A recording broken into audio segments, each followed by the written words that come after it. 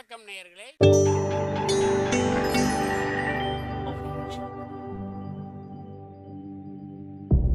மகிழ்ச்சிக்கோர் தென்கட்சி என்ற அலைவரிசையில்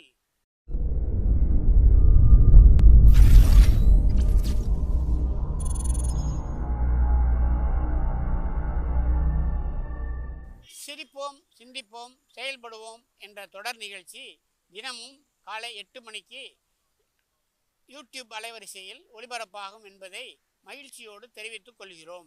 யூதேயா மலைப்பகுதி ஒரு பெரிய கூட்டம். இயேசுநாதர் பேசிகிட்டு இருக்கிறார். அப்போது பிரம்மாண்டமான துலாக்கோல் ஒன்றை அந்த ஜனங்களுக்கு காட்டுறார். அது மாதிரி ஒரு தராசை அந்த மக்கள் முன்ன பின்ன பார்த்ததே இல்லை. அவ்வளோ பெரிய தராசு. இந்த உலகத்தில் உள்ள எல்லாத்தையும் அந்த தராசில் வச்சு எடை போடுறார் அவர். அந்த பெரிய தராசு ஆகாயத்திலிருந்து தொங்க விட்டது மாதிரி இருக்குது. அந்த தராசில் ஒரு பக்கத்து தட்டில் அந்த யூதேயா மலைப்பகுதியில் கண்ணுக்கு தெரிஞ்ச அத்தனை பொருள்களையும் எடுத்து வைக்கிறார். மலைச்சாரலில் வளர்ந்திருக்கிற ஆலிவ் மரங்களையெல்லாம் எடுத்து அதில் வைக்கிறார். மலையடி வாரத்தில் மேய்ஞ்சிக்கிட்டு இருந்த ஆட்டு மந்தைகளையெல்லாம் அதில் தூக்கி வைக்கிறார். அது வரைக்கும் தோண்டி எடுக்கப்பட்ட தங்கத்தை எல்லாம் அங்கே வைக்கிறார். உலகத்தில் உள்ள விலை உயர்ந்த பொருள்களை எல்லாம் வைக்கிறார்.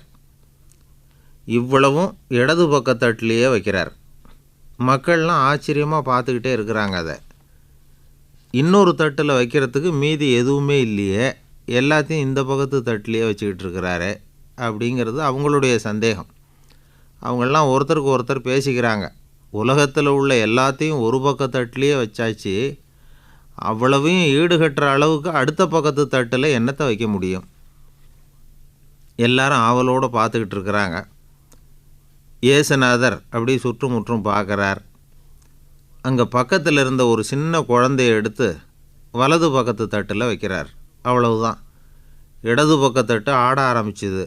மெதுவாக மேலே போக ஆரம்பிச்சுது. ரொம்ப உயரத்துக்கு போயிட்டுது.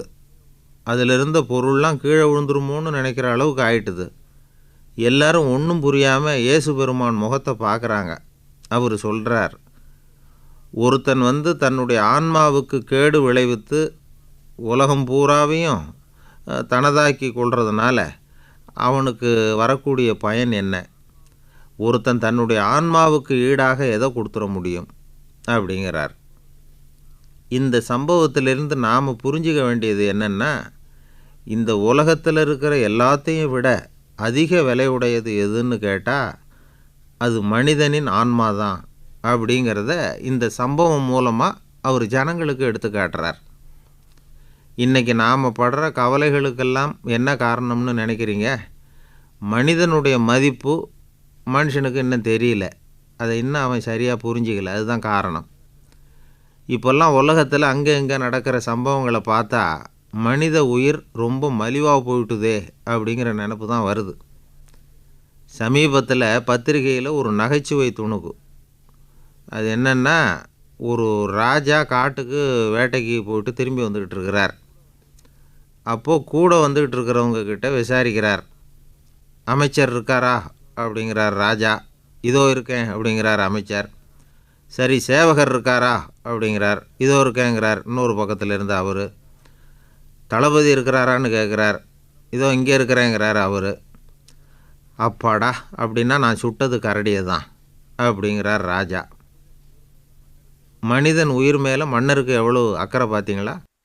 ஐயா தென்கட்சி கோ சுவாமிநாதன் அவர்களின் மகிழ்ச்சிக்கோர் தென்கட்சி தொடர் நிகழ்ச்சியினை கேட்டு பயன்பெறுங்கள். நிகழ்ச்சியினை பிடித்திருந்தால் உங்களுக்கு கமெண்ட் பாக்ஸில் உங்கள் கமெண்ட்டுகளை பதிவு செய்யுங்கள், ஷேர் செய்யுங்கள், லைக் செய்யுங்கள், கண்டிப்பாக சப்ஸ்கிரைப் செய்யுங்கள். நன்றி, வணக்கம்.